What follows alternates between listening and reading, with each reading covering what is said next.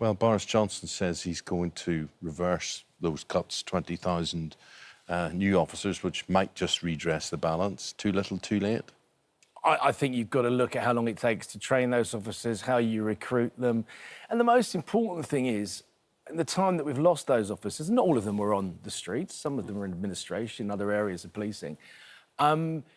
Communities, certain communities, have lost faith or trust in policing, and they've lost faith and trust in governments who promise to do things and don't deliver. And I think, you know, Brexit has been a fantastic smokescreen for some of that, because while everyone's been so focused on that, things like homelessness, things like young carers and things like knife crime have spiralled out of control.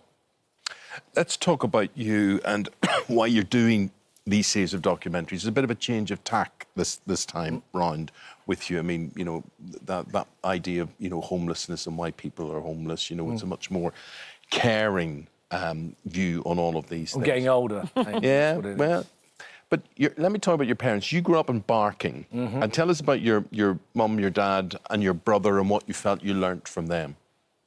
Oh, my brother's a journalist. My dad was a police officer, my mother was a hairdresser.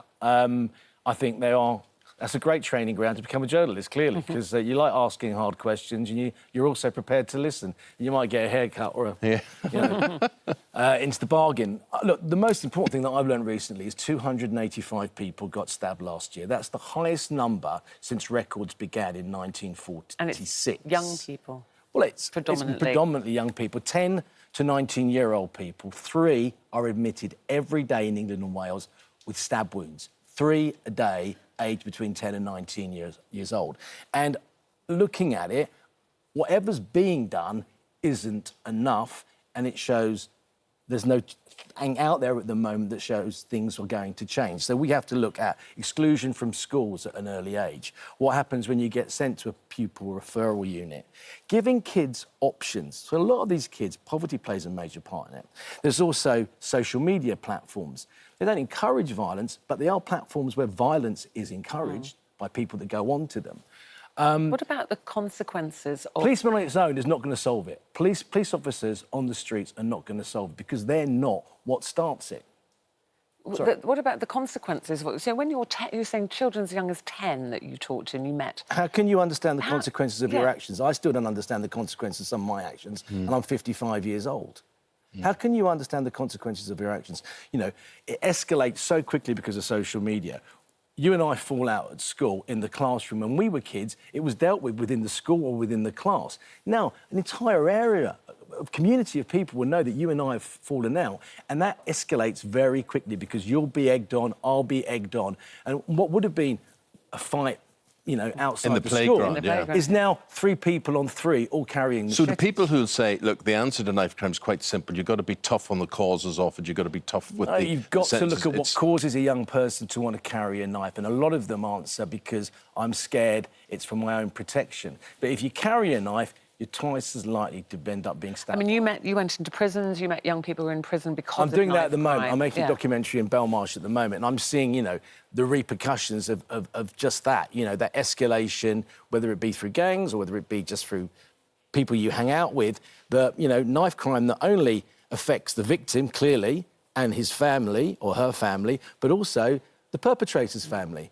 If you're doing 25 years before you're up for parole, that's a long part of your life. What you've seen in prison, I mean, what would you say to perpetrators? Is it a place you want to be ending up in? I wouldn't recommend it. You know, but also some of these young people just say to me, you show me a better way. You give me better options. Because a lot of people aren't doing this through choice. They're doing it because they have to. But do they feel nobody's got any answers for them? Well, exactly that. Yeah. And that's what the documentary is about. It's trying to unravel a very complex problem in 23, 24 minutes.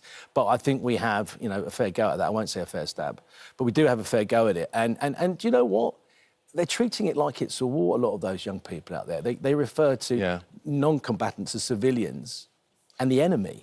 And that shouldn't be happening in 2019 in my country. But you're getting an amazing showcase, 7:30 at night on ITV for these issues which matter and a lot of people don't highlight. What do you hope you can achieve, if anything?